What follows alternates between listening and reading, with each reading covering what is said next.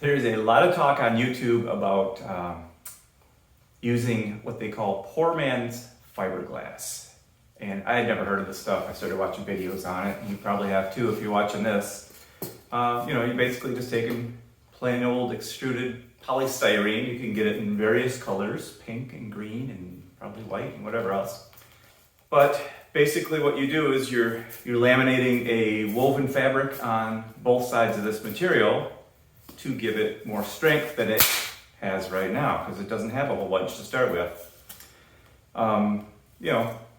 The theory is pretty good on that stuff, but I just kind of wondered how strong it really is, and I haven't found anybody that did like what I call a real test. I mean, there's some people that tested it and they did some funny things, and it was kind of cool to watch. But I'm like, engineering type, and I want to see it really perform. So I took a couple samples of the green stuff here. This is 3/4, or is it 1? From Lowe's home store. And I'm going to see how that does as we put a stress load on it. So I'm just going to pile some bricks on top of them. So see how it goes. I decided to use the same epoxy that I had used when I built my cedar kayak. Pretty nice stuff. I was happy with it, so I thought I'd continue. But everybody told me, hey, you can't use that. It's going to dissolve the styrofoam, the foam here. And I said, really? I don't think it will do that. So first off, we did a test, and turns out that it doesn't, not at all. This stuff actually says it's for foam, duh. But it's the polyester resin that will dissolve your foam, so that's where you'd have problems. Okay, so for the official test, what we did is we started out with 3 pieces of identical foam. We've got some fiberglass, and we've got some cotton cloth here that's just a bed sheet. And we're going to laminate these up and do a stress test. So we start out with some primer that we're using to put the fabric on with. So you put a layer of the paint down, then a layer of fabric, then another layer of paint on top, flip it over, and you do the same thing. One more layer of that. This is the poor man's fiberglass, and it's definitely cheap. I mean, a gallon of this paint would probably cover my entire camper, both sides. For the second sample, we've got the epoxy, and we're going to do the same thing with the fiberglass, and then put that resin on both sides there. That'll give us the strength there, and we should be able to have a pretty good side-by-side test at that point.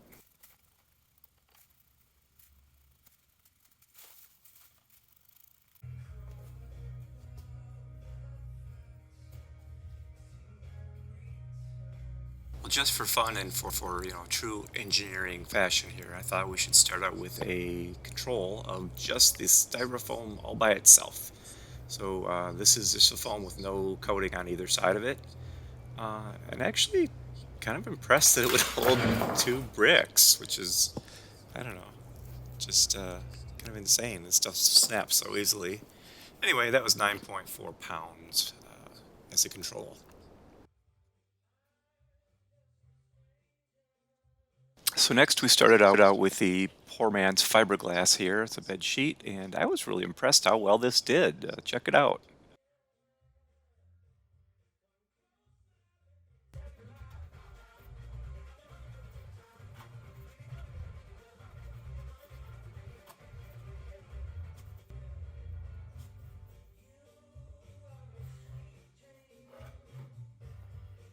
I mean, you can really see here that it's kind of failed at this point, but it hasn't given up yet. It's still holding in there, and I'm just kind of like, do I put another brick on? I put it. Oh, yep, it holds. Now what? I know it's failed, but it hasn't fallen yet. Come on, come on, just fall, fall. Do it. Just fall. Oh yeah, that'll help. Yes! So how much was that? Of course, by the time I pile these all in the scale, it doesn't want to read anymore. But 33 pounds. That's pretty respectable.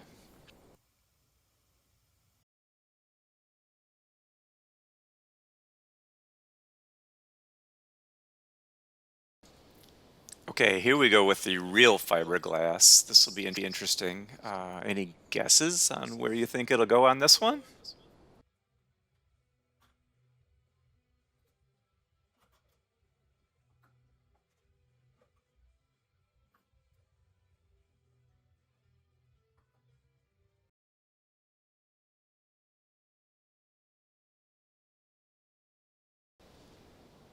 Okay, so I ran out of bricks, so push down on it. Make it fail. Pretty impressive though. I mean, this stuff held a lot of weight. 57 pounds is pretty impressive, but how will, will it hold up to rifle fire? Or BB gun?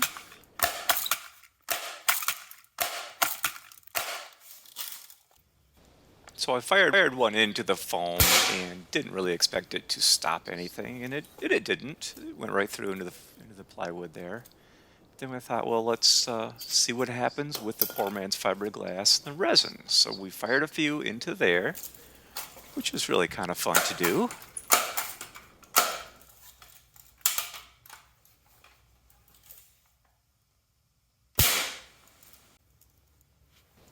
Okay, so the conclusion is here, it's not going to save your life if somebody's trying to attack you with a BB gun. But it did really hold up well. Pretty impressive stuff. So pretty interesting overall here. I mean, I was impressed how well this stuff did with just basically linen and some paint. If you look at the backside, the material never did fail. What happened is the foam compresses, and so it allowed this to just bend, and that's really why it slipped right through there. But if you flip this over, it's pretty much just as strong as it was before. So yeah, I'm pretty impressed with that. I mean, you could peel it off there. It doesn't stick that well. I know a lot of people use Titebond glue to glue that on instead, and maybe that's better. I was really just kind of looking for strength at this point. With the actual fiberglass, it did the same thing. The fiberglass itself didn't fail. That back side is perfectly intact. Everything's really good. Just, you can see on these little fold mark right here, here. It just kind of compressed that material and it allowed it to, it didn't fail. And to get it to fail, let's see if we can, it's not going to tear that fiberglass, it's just compressing the foam. So that's really what you're limited to, is by that core material, what's happening in the middle there. Pretty impressive. So what material are you going to use? Well, I'm going with fiberglass. I like the real stuff. I like the way it finishes. I like that it's waterproof. I was really impressed with the poor man's fiberglass. I think it did a pretty good job. But as far as like finishability and making this thing look nice in the end, that material is really not able to be like sanded like the fiberglass resin. You can't smooth it out as nicely. You're not going to put an automotive nice paint job on that when you're finished. So, depends what your priorities are. But for me, I'm going with the good stuff. The cost is significantly higher, like thousands higher when you go with the real fiberglass and resin. And the process is quite a bit longer. You're a lot more longer cure times, things like that. But I think that's the way I'm gonna go.